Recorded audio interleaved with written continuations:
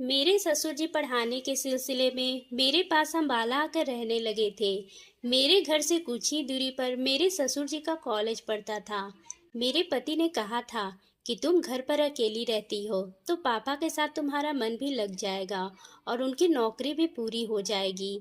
इसी तरह मैं इस बात के लिए हाँ कर दी थी, लेकिन मुझे नहीं पता था कि आने वाले वक्त में मेरे ससुर ऐसी हरकतें करेंगे जो शायद मैंने कभी सोचा भी नहीं होगा। मेरे पति काम के सिलसिले में विदेश में रहते थे। अक्सर साल में 2 या 3 बार अपने देश इंडिया आया करते थे। मैं भी बहुत ही कम उम्र की औरत थी। मेरे अंदर कई सारे जज्बात भी थे, लेकिन जब मेरे ससुर आकर मेरे साथ रहने लगे तो उन्हें देखकर मेरे जज्बात उठने लगे थे। लेकिन मैंने अपने आप पर काबू रखा था। मैं हमेशा ही रिश्ते की मर्यादा में रहती थी। पर मेरे ससुर बड़ा ही मजाकिया किस्म के थे। वो अक्सर ही मजाक में मुझे छूने की कोशिश करते थे। मैं भी हंसकर इन सब बातों को टाल दिया करती थी। लेकिन फिर एक दिन मुझे अपने ससुर के कमरे से ऐसी आवाज आने लगी थी जिसे सुनकर मैं हैरान रह गई थी। मैंने बात का पता लगाने के लिए मैं चुपचाप उस कमरे की तरफ बढ़ गई थी।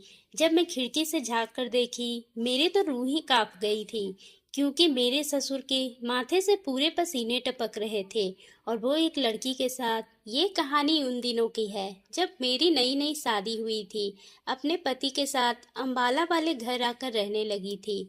मेरे पति विदेश में काम करते थे। उनकी अच्छी खासी कमाई थी, जिसे हमारा गुजारा बहुत ही अच्छे से हो जाता था। मुझे कभी पैसों की कमी महसूस तो नहीं हुई थी, लेकिन मुझे मेरे पति की कमी बहुत ही खटकती थी। उस वक्त मेरी उम्र 19 साल की थी। मेरे पति मुझे प्यार से पीहू बुलाते थे। मेरे पति दिल के बहुत ही अच्छे इंसान थे और वह बहुत ही ज्यादा ईमानदार भी थे। पर शादी के कुछ ही दिनों बाद मेरे पति विदेश चले गए थे। मेरी नई नई शादी में मेरे कई सारे तो जज्बात थे और जो ख्वाहिश थी वह अधूरी ही रह गई थी, क्योंकि हर लड़की की तरह मेरे वे ख्वाब थे कि मेरा पति मेरे साथ ही रहे, मैं उनके साथ अपनी जिंदगी बिताऊं। लेकिन शादी के कुछ ही दिनों के बाद मेरा पति राजेश मुझे छोड़कर सऊदी अरब चले गए थे। उनके जाने पर मैं बहुत ही ज्यादा दुखी हुई थी। मैंने उन्हें जाने से भी रोका था, लेकिन उन्होंने कहा कि उन्हें एक जरूरी काम है जिसकी वजह से वे और कुछ दिन नहीं रुक सकते। नई नई शादी हुई थी, इसी वजह से मैं भी ज्यादा जोर नहीं डाल रही थी। पर मैं रोज ही अपने पति से फोन पर बातें करती थी ताकि वह मुझे अपने पास बुला ले। लेकिन मेरे पति कहते थे कि जब वक्त आएगा तो वह मुझे अपने पास बुला ही लेंगे। लेकिन किसी तरह मैं अपनी जिंदगी काट रही थी। मुझे अपने परिवार से पैसों की कोई कमी नहीं थी, लेकिन मुझे अपने पति की कमी बहुत ही खलती थी, क्योंकि कई बार मेरा बहुत ही मन होता था कि मैं अपने पति के साथ बाहर घूमने जाएं। लेकिन हर रात मैं सिर्फ अकेली ही रात गुजारती थी। मैं अक्सर फोन पर अपने पति को कहा करती थी कि मैं इतने बड़े घर में अकेली नहीं रह सकती। या तो आप मुझे अपने पास बुला लें और नहीं तो वो मेरे पास ही हमेशा के लिए आ जाएं। जिसे सुनकर मेरे पति भी परेशान हो चुके थे। फिर एक दिन मेरे पति कहने लगे कि तुम्हें अब चिंता करने की जरूरत नहीं है। मैंने सोचा था कि शायद मेरे पति मुझे अपने पास विदेश बुला लेंगे, लेकिन वो कहने लगे कि तुम कहती थी ना कि तुम इतने बड़े घर में अकेले मन नहीं लगता, अब तुम्हें चिंता करने की जरूरत नहीं है। इसी वजह से आज शाम को ही मेरे पापा तुम्हारे पास रहने के लिए आएंगे। मैंने कहा, लेकिन वह क्यों? मैं तो आपको कह रही थी कि आप मेरे पास आ जाएं। तभी मेरे पति कहने लगे, अरे पूरी बात तो सुन लो। पापा को जो गांव के कॉलेज में पढ़ाते थे उनकी ट्रांसफर हो चुकी है और अपनी कॉलेज की नौकरी करने के लिए ज्वाइन करना ही पड़ेगा, और अम्बाला के कॉलेज में ही है। वो यहाँ रहकर अपनी नौकरी भी कर लेंगे और साथ ही साथ उनके साथ तुम्हारा मन भी लग जाएगा। और मैं मानता हूँ कि तुम घर पे अकेली रहती हो, इसी वजह से तुम बोर भी हो जाती हो। पापा के आ जाने से देखना तुम्हारा मन भी लग जाएगा। ये सुनते ही मैंने कहा, नहीं नहीं, मैं चाहती थी कि मैं आपके पास रहूं, या तो आप मेरे पास आकर रहे। वो तो सारा दिन कॉलेज में ही रहेंगे, मैं तो वैसे भी घर में बोर होती रहूंगी। ये सुनते ही मेरे पति कहने लगे, कुछ वक्त ऐसे ही काट लो, उसके बाद मैं जल्दी ही वापस आ जाऊंगा। और ये कहकर उन्होंने फोन रख दिया था और मन ही मन मुझे बहुत ही बड़ा गुस्सा आ रहा था। लेकिन मैं इस बात से संतुष्ट थी कि चलो ससुर के आ जाने से घर में मेरा मन भी लग जाएगा। और शाम तक ससुर जी भी घर आ गए थे। जब मैं दरवाजे खोली तो ससुर को देखकर मैं पूरी तरह से चौंक गई थी। ससुर जी दिखने में काफ़ी यंग नौजवान थे। उनकी उम्र से ये पता नहीं लगाया जा सकता था कि वो अभी 40 साल के हैं। लेकिन आज पहली बार आमने सामने देखकर मैं हैरान रह गई थी। मुझे सामने देखकर ससुर जी कहने लगे, पीहू बहू, क्या मुझे घर के अंदर नहीं बुलाओगी? मैंने कहा, नहीं पापा, ऐसी कोई बात नहीं है, आप घर के अंदर आ जाएं। और मैंने उन्हें हॉल में बिठा दी थी। मैंने उन्हें ठंडा शरबत पिलाया था। फिर हमने कुछ देर तक बातें करने के बाद ससुर जी कहने लगे, मैं बहुत ही थक गया हूँ, अब जाकर थोड़ा आराम करता हूँ। मैं ससुर जी का उनका कमरा दिखा दी और फिर मैं किचन में अकेली रात का खाना तैयार करने लगी थी। रात के वक्त जब ससुर जी खाने के लिए नीचे आए तो वह मुझसे पूछने लगे, क्या तुमको अपने पति की कभी कमी महसूस नहीं होती? जिसे सुनते ही मेरे चेहरे पर हल्की सी उदासी छा गई थी।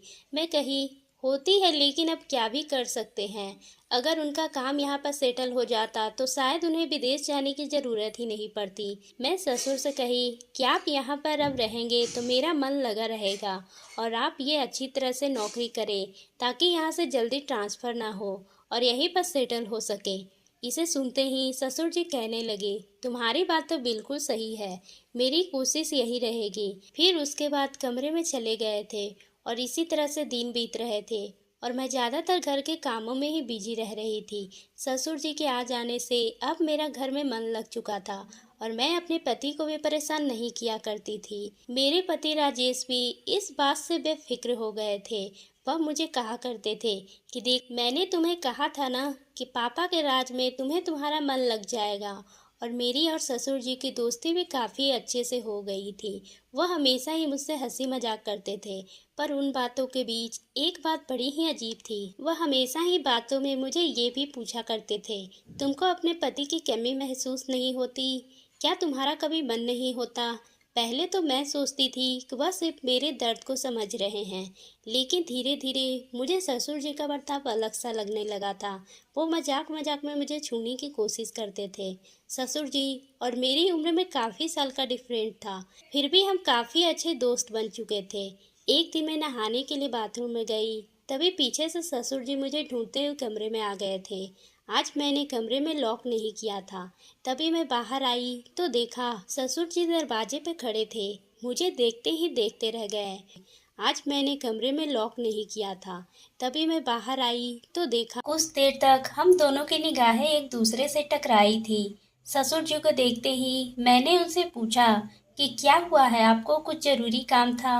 मुझे कहने लगे, मैं आज रात को लेट आऊँगा क्योंकि मैं अपने किसी दोस्त के घर दावत पे जा रहा हूँ। जिसे सुनकर मैंने उन्हें कहा कि आप आराम से जाइए। ये कहते हुए ससुर जी अपने दोस्त के घर चले जाते हैं। ससुर जी को देखकर मेरे अंदर की घबराहट बढ़ने लगी थी और मैंने जल्दी से दरवाज़ा बंद कर दिया। लेकिन जो मेरी फीलिंग थी उसे काबू करना मेरे लिए बड़ा ही मुश्किल था, क्योंकि मैं कम उम्र की लड़की थी और मेरे लिए मेरे जज्बात को रोक पाना ये थोड़ा कठिन था। अब इसी तरह से दिन बीत रहे थे। ससुर जी हमेशा कॉलेज से सीधा रात को ही घर वापस आते थे। ससुर जी के पास एक घर की एक्स्ट्रा चाबी भी दी गई थी ताकि वह जब मर्जी रात को घर आ सके। लेकिन अब ससुर को मेरे घर में रहते हुए पूरे 2 महीने बीत चुके थे। धीरे धीरे ससुर जी में काफी बदलाव आ चुके थे। अब ससुर जी जब मर्जी अपने घर आ जाते थे और मेरे कमरे में भी बैठकर मुझसे बातें करते थे। मुझे उनका ये अंदाजा बहुत ही खराब लगने लगा था, लेकिन मैं तो किसी को कुछ कह भी नहीं सकती थी। इसी तरह से मेरी जिंदगी बीत रही थी। एक रात मुझे ससुर जी के कमरे से कुछ अजीब सा आवाज आ रही थी, जैसे मानो कोई औरत उस कमरे में मौजूद हो। उसी समय रात के तकरीबन 2 बज रहे थे और मैं नींद में थी। इसी वजह से मुझ में इतनी हिम्मत नहीं हुई थी कि मैं जाकर देखूं कि ये आवाज कहाँ से आ रही है। दूसरे दिन जब मैं सुबह उठी तो किचन में काम कर रही थी। तभी मुझे रात को अचानक कि वह होने वाली आवाज याद आने लगी। तभी मैं सोचने लगी कि मेरा कोई बहन तो नहीं, पर आवाज मैंने खुद अपने कानों से सुनी थी। लेकिन थकावट और नींद की वजह से मैं उठकर देख नहीं पाई थी। यही सब सोच रही थी कि तभी ससुर जी तेजी से चलते हुए किचन में आए और मेरे पीछे आकर खड़े हो गए थे। ससुर को इतने पास खड़ा होते थे मैं थोड़ी सी घबरा गई थी। तभी ससुर जी कहने लगे, क्या हुआ है, घबरा गई? मैंने कहा, नहीं नहीं पापा, आप बताओ आप कहाँ से आ रहे हैं? तभी ससुर जी कहने लगे, मैं अपने कमरे से आ रहा हूँ और मैं अभी कॉलेज के लिए निकलने वाला हूँ। ससुर जी मुझसे बहुत ही बड़े थे, इसी वजह से मुझ में इतनी हिम्मत नहीं हुई थी कि मैं उनसे रात वाली आवाज के बारे में बात पूछूं। इसी वजह से मैंने उनसे कोई सवाल नहीं किया। तभी ससुर जी कहने लगे, आज रात को भी वह देर से घर आएंगे, इसी वजह से तुम परेशान मत होना। मैं ससुर जी से कहा, पापा आप रात को अपने दोस्त के घर पर क्यों रहते हैं? क्या आपको कोई जरूरी काम होता है? तभी कहने लगे, बहू एग्जाम नजदीक आने वाले हैं, इसी वजह से हम लोग मिलकर रात को पेपर सेट करने की तैयारी करते हैं। जिसे सुनते ही मैंने उनके सामने और कोई सवाल नहीं किया। ससुर जी के जाने के बाद मैं बड़ी ही परेशान हो गई थी। मैंने तभी अपने पति को कॉल लगाई और उनसे बात करने लगी। अपने पति से बात करने के बाद मेरा मन हल्का होने लगा था, लेकिन मैं तब भी उन्हें बार बार कह रही थी कि वह मेरे पास आ जाएं। और मेरे पति मेरी बात को सुनते ही मुझसे यही कहने लगे, तुम चिंता मत करो, मैं जल्द से जल्द तुम्हें अपने पास बुला लूंगा। पति से बात करने के बाद मैंने फोन रख दिया। उसके बाद मैं घर के काम काज में बिजी हो चुकी थी। अब यही करते करते सारा दिन बीत चुका था। तभी रात का डिनर करने के बाद मैं सोने के लिए चली गई। आज भी मुझे बड़ी ही तेज नींद आ रही थी, इसी वजह से मैं जल्द ही सो गई थी। रात के 1 बजे फिर से आवाज आनी शुरू हो गई थी। मुझे लगा कि कहीं घर में कोई आत्मा तो नहीं आ गई। मैं ये सोच सोच कर बहुत ही ज्यादा परेशान हो रही थी। अब मुझे बहुत ही ज्यादा डर लगने लगा था। डर के मारे कमरे से बाहर ही नहीं निकलती थी और चुपचाप चादर ओढ़कर सो चुकी थी। दूसरे दिन किचन में गई तो मैंने देखा कि किचन में 2 गिलास जूस के पड़े हुए थे, जिसे देखकर मैं सोचने लगी कि ससुर जी तो अकेले रहते हैं और मैं जूस तो पिया नहीं, तो ये दूसरा गिलास किसका है? तभी ससुर जी पीछे से आए और कहने लगे, बहू मैं कॉलेज के लिए निकलने वाला हूँ, आज रात की भी देर से आऊंगा घर। ससुर जी के हाव भाव बहुत ही ज्यादा बदल चुके थे। उनके कपड़े पहनने का स्टाइल भी अब काफी बदल चुका था। ससुर जी के जाने के बाद मैं अंदर ही अंदर बड़ी ही परेशान हो रही थी। मुझे डर लग रहा था, कहीं कोई घर में कोई साया तो नहीं। आज यही सोचकर मैं घर के काम काज करके कमरे में बैठ गई थी और मन ही मन सोचने लगी थी कि मुझे इस सब परेशानियों का हल निकालना ही पड़ेगा। आज रात का डिनर करने के बाद मैंने फैसला कर लिया था कि मैं आज ससुर जी के कमरे का राज जानकर ही रहूंगी। आखिर वो आवाज कहाँ से आती है और हमारे घर में किसी साये का प्रकोप तो नहीं, क्योंकि मेरे घर में सिर्फ हम 2 ही लोग थे और मेरी सास को तो 2 साल पहले ही गुजर गई थी। मैंने ये सोचते हुए मैं और ससुर जी रात का डिनर कर अपने अपने कमरे में चले गए और मैंने फैसला कर लिया था कि आज रात का मैं सोऊंगी नहीं। आखिर देखूं तो सही कि वह आवाज कहाँ से आती है। तभी रात के 1 बजे के करीब ये आवाज मुझे फिर से आने लगी थी और मैं डरी सहमी सी धीरे धीरे कदमों से उस आवाज का पीछा करने लगी। वो आवाज का पीछा किया तो देखा कि वो आवाज तो मेरे ससुर जी के कमरे से आ रही थी, पर उस कमरे का दरवाजा अंदर से बंद था, इसलिए मैं देख नहीं पाई कि आखिर वो औरत कौन है। पर मुझे सच जाननी थी, इसलिए मैंने एक बड़ा सा टेबल लाकर खिड़की की तरफ जाकर उस टेबल पर ऊपर चढ़ गई और देखी तो मेरे होश ही उड़ गए, क्योंकि मेरे ससुर जी एक लैपटॉप में किसी औरत से वीडियो कॉल पे बातें कर रहे थे। और ये देखकर मुझे सब कुछ समझ आ गया था कि वह क्या चाहते हैं, क्योंकि वो औरत बहुत ही हसीन अदाएं दिखा रही थी और मेरे ससुर जी मजे ले रहे थे। ये देखकर मैं हैरान रह गई थी। ये देखकर मुझे इतना गुस्सा आया था कि मैं तुरंत दरवाजे को धक्का देना शुरू कर दी और कुछ ही सेकंड में वो दरवाजा भी खुल चुका था। ससुर जी मुझे अपने सामने खड़ा देखकर हैरान रह गए थे और कहने लगे, बहू तुम यहाँ? मैंने कहा, ससुर जी ये कमरे में क्या कर रहे हो और ये लड़की कौन है? वो औरत तो डर के वीडियो कॉल बंद कर चुकी थी, लेकिन ससुर जी के माथे से पूरे पसीने बह रहे थे और वह मुझे हाथ जोड़कर माफी मांगने लगे। मैंने कहा, ससुर जी आपके बेटे और बहू है, आप पर कितना विश्वास करते हैं और आप ये नौकरी करने के लिए आए थे, लेकिन आप तो नौकरी के नाम पे यहाँ ये सब कर रहे हैं, आपको शर्म आनी चाहिए। अगर राजेश को ये सब का पता चलेगा तो उन पर क्या बीतेगी, ये सब सुनते ही ससुर जी मेरे सामने हाथ जोड़कर कहने लगे, तुम प्लीज किसी को भी कुछ मत बताना।